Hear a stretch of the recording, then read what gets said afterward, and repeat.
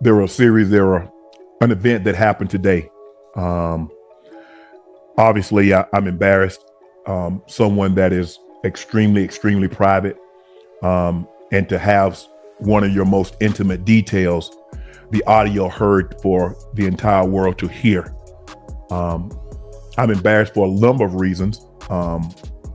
People count on Shannon. There are a lot of people that count on Shannon to be professional at all times, and I always try to be professional at all times.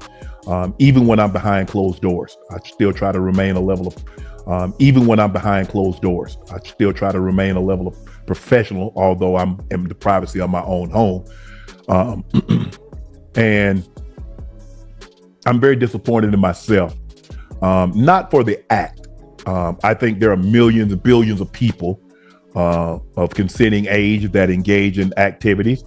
Ladies and gentlemen, this is officially my last day at work. All of these big deviants is all catching hell in 2024. It's up for all of them. It don't matter if you Diddy or whoever you is, TG Jakes, any of them.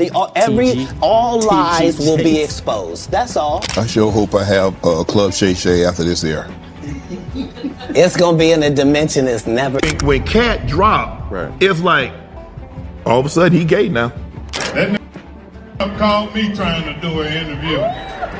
I said, no, Medea, I ain't doing no interview. So you can sit across from me and look at my balls. I'll sit down, nigga. Oprah coming next. Once I establish this as a place of truth. You don't do sit downs, you see what I'm saying? Kim, I've been trying to line Cat up for a year. I tried to line him up for a year. People don't know this, but Cat doesn't like to fly. I'm getting off the elevator.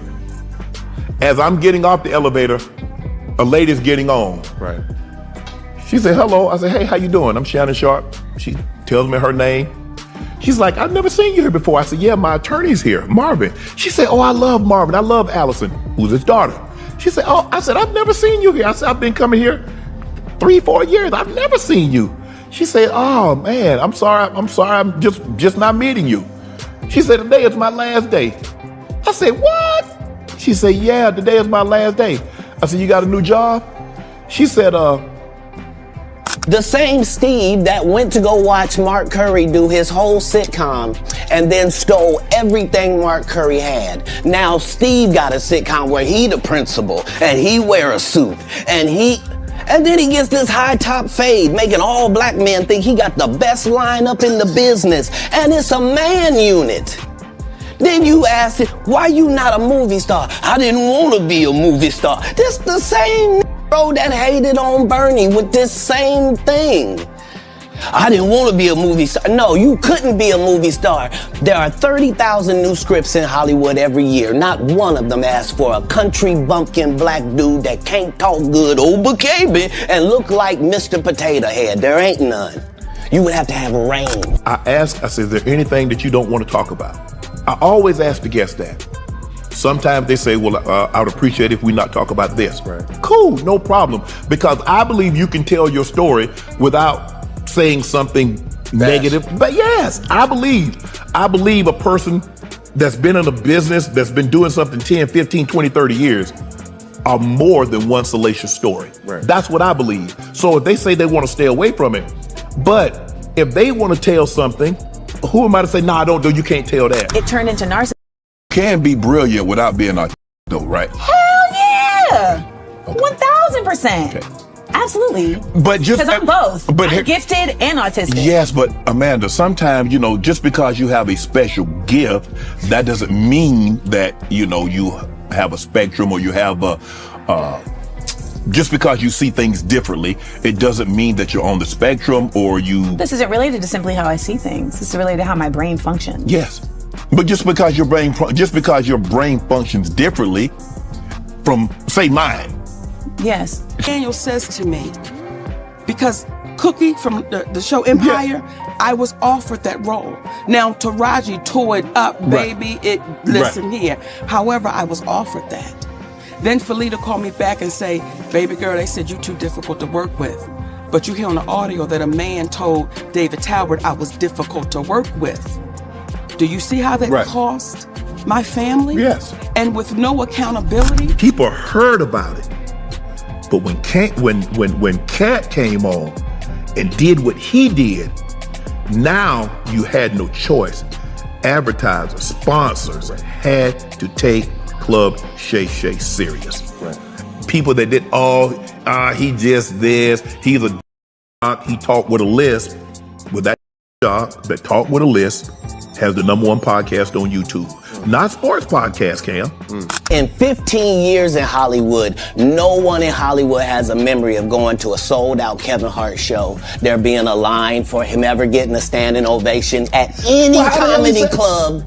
He already had his deals when he got here. Have we heard of a comedian that came to LA and in his first year in LA, he had his own sitcom on network television and had his own movie called Soul Plane that he was leading? No, we've never heard of that before that person or since that person. What do you think a plant is?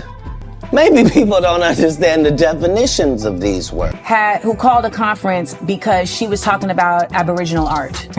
And she said that she stood in front of the class and said, you know, that the Aborigines are a Stone Age people. And I was like, ma'am, there are Aboriginals alive right now. Like, they are a part of civilization. Like, what are you talking about? And she's like, well, no, you know, what I mean is that they've never advanced. Kim, I didn't know it was gonna cause this kind of ripple. I didn't think it was gonna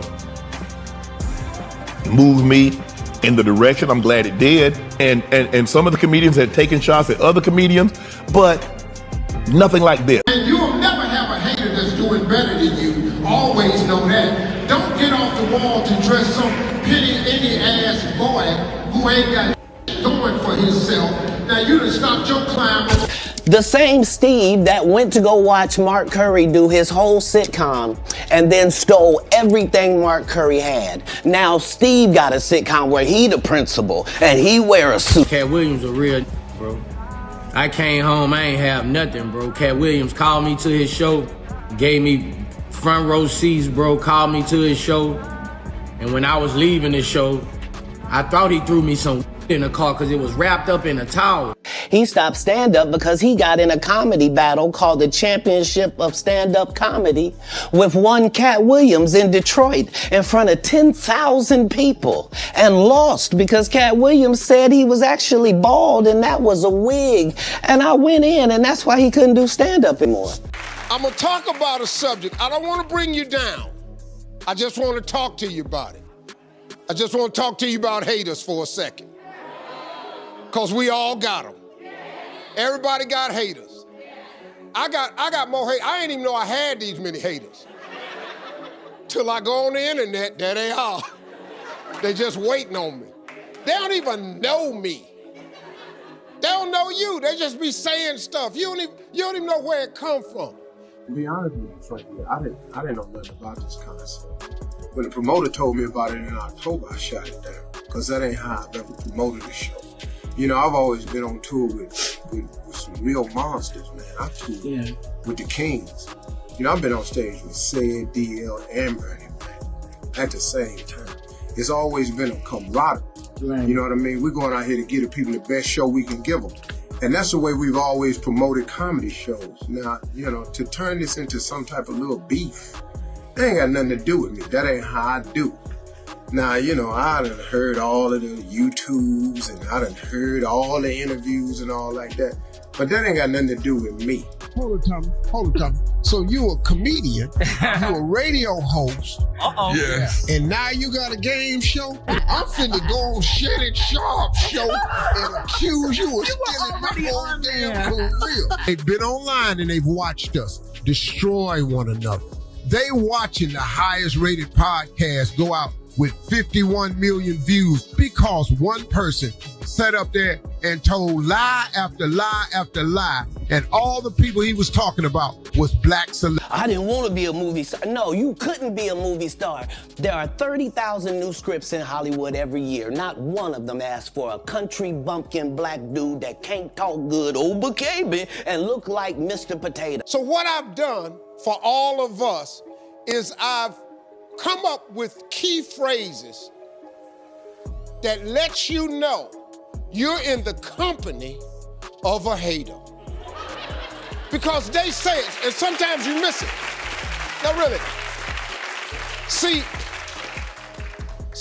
sometimes you miss it because you ain't paying attention. Okay, here's a definite way to know you're in the company of a hater. Let's say you accomplish something. Something happens in your life that's an accomplishment. And then you hear this phrase right here, See, it's subtle, you missed it. You almost missed it, didn't you? You get a promotion, something happened for you, and you hear this here. Shannon Sharpe's heartwarming farewell message following his cancellation has triggered a strong wave of reaction from fans and celebrities alike. The sports commentator, known for his stellar career and candid personality, has found himself at the center of a storm due to allegations stemming from his notable interview with Cat Williams. While the interview has racked up millions of views and heightened Sharpe's podcast fame, it has also subjected him to intense backlash and threats from powerful figures in Hollywood. So what exactly sparked this backlash? Flash, in a recent conversation, opened up about the chaos he's faced since the Cat Williams interview went viral. He discussed this during a chat with Cam Newton, explaining why celebrities feel comfortable opening up on his podcast. Shannon's approach is simple yet effective. He makes sure that his guests know they have the freedom to avoid any topic they prefer not to discuss. This creates a relaxed and trusting atmosphere, encouraging his guests to speak more freely. Shannon also believes that it's possible to share stories without dragging anyone down, but he acknowledges that those who have spent significant time in the business inevitably have a lot of tales to tell. He respects the decision of others to avoid certain narratives, but doesn't feel it's his role to stop anyone from sharing their own experiences in his latest interview. Shannon addressed critics who argue that he's not a real journalist. He admitted he's never claimed to be one for those familiar with him. Shannon Sharpe is a former NFL player and a Hall of Famer who has transitioned successfully into sports commentary. In 2020, he launched his podcast club, Shay, which gained massive attention after the Cat Williams interview, propelling it to over 70 million views, making it the most watched episode. Interestingly, that now famous interview almost didn't happen. Sharpe revealed that he had been trying to get Cat Williams on the show for about a year. When he ran into Cat's new manager, the breakthrough came, and just a week later, Cat was on Club Shay, spilling secrets about Hollywood and the music industry. Cat Williams knew that his revelations would send shockwaves through the industry, and he was right. While Shannon enjoyed the success of the episode, it also drew negative attention. Some powerful industry insiders upset with Shannon's growing influence reportedly launched efforts to discredit him and his podcast. Despite the pushback, celebrities and fans have shown overwhelming support for Sharpe. After his heartfelt farewell message, many feel that he's being targeted simply for offering a platform where industry insiders can share their truths, with some even calling it an attack on free speech. Whether or not Shannon Sharpe can weather this storm and continue his rise remains to be seen, but it's clear he's not backing down without a fight. Cat Williams, known for his no-holds-barred approach, sparked significant controversy during his interview on Club Shay, taking aim at numerous celebrities and industry figures. His criticisms ranged from allegations of joke theft to questioning the integrity of some of Hollywood's biggest names, with each accusation stirring waves across the entertainment industry. Williams began his critique with Steve Harvey accusing him of stealing content from fellow comedian Mark Curry for his own sitcom. According to Williams, Harvey watched Curry's show in its entirety and then appropriated its content. He didn't stop there. Williams also mocked Harvey's acting career, claiming it has been limited to television because Harvey lacks the versatility for film in a particularly scathing comment. Williams claimed that there are 30,000 new scripts in Hollywood each year, and not one of them calls for a country bumpkin black character who can't speak well and resembles Mr. Potato Head. Next, Williams turned his attention to Cedric the Entertainer, another comedian he accused of stealing material. He highlighted a specific incident, stating, "I performed this joke on TV in 2018. You saw me at the Comedy Store in 2019, and then you used it on the Kings of Comedy." Williams didn't hold back on Cedric's talent either, claiming, "We've learned that he can neither sing nor dance and doesn't write his own material." He went so far as to deride Cedric's comedy specials, noting that they were poorly received and unavailable on platforms like Netflix. Ricky Smiley, too, wasn't spared. Williams accused him of dishonesty, particularly over a claim that Smiley was supposed to play the role of Money Mike in Friday After Next, a role that Williams famously took on. According to Williams, Smiley's constant presence at his auditions was orchestrated by none other than Steve Harvey, and Steve Harvey reveals the underhanded tactics used in Hollywood circles. One of the most explosive parts of the interview came when Williams spoke about P. Diddy. He claimed that Diddy had tried to lure him into compromising situations and that he had to protect his integrity. Williams explained that Diddy, in his opinion, has a sense of entitlement, as if he owns people and can dictate circumstances around them.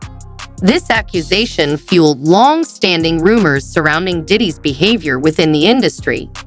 Kevin Hart, one of Hollywood's most successful comedians, also found himself in Williams' crosshairs. Williams questioned the legitimacy of Hart's meteoric rise in the entertainment industry, implying that it might have been orchestrated by unseen forces in my 15 years in Hollywood. Williams stated, "I've never met anyone who remembers attending a sold-out Kevin Hart show." He went on to say, "Has anyone ever heard of a comedian who in their first year in LA not only landed their own network sitcom, but also starred in a major movie like Soul Plane that's unheard of?" Williams then shifted his focus to the recent controversy surrounding Jonathan Majors, speculating that the industry has the power to build someone up and bring them down at will. "Maybe I'm just a conspiracy theorist," Williams mused, "but when they elevate you to such a high position, it's almost like a part of the deal is understanding they can bring you down whenever they choose shoes." Finally, Williams took shots at Michael Blacken and Tyler P. He criticized Blackson's comedic style, arguing that his exaggerated African accent is more contrived than authentic. As for Perry, Williams suggested that the industry places undue pressure on him, especially regarding his perceived responsibility to uplift other Black actors. Williams' incendiary comments have caused significant ripples not only in Hollywood but also among fans. Many have applauded his bravery in calling out what he sees as injustices and manipulations in the industry, while others believe he may have gone too far, potentially damaging relationships and burning bridges. Shannon Sharpe, the host of Club Shay, now finds himself in the crosshairs of Hollywood's elite, many of whom are reportedly unhappy with how the interview has shed a light on the less flattering aspects of entertainment world. Figures like Miss Tyler P. Kevin Hart and others are rumored to be involved in efforts to undermine Sharpe's success, while Sharpe has remained relatively quiet on the matter. But the growing attention around the interview continues to keep him and his podcast in the spotlight for Sharpe. The interview's success has come with the downside of heightened scrutiny and potential career risk, but it has also amplified his platform with millions of views, making it his most watched episode.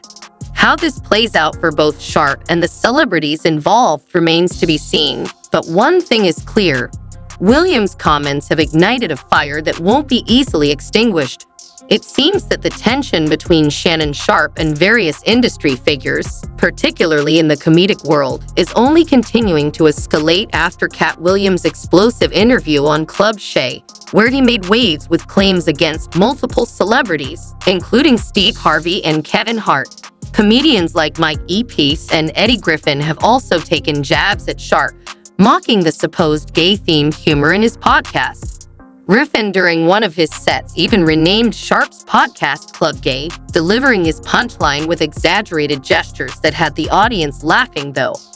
Despite these criticisms, Cat Williams, who was in the audience, appeared uncomfortable throughout the routine. Shannon Sharpe remains unfazedly confident in his platform's increasing popularity. He's challenged these comedians to come up with fresh material, suggesting that their constant jokes at his expense might be getting old. As Sharpe continues to push boundaries with Club Shay, it's clear that not everyone in the industry is thrilled with his unfiltered tell-all approach. However, he seems determined to rise above the noise, standing firm against those who would seek to undermine him. Thanks for tuning in.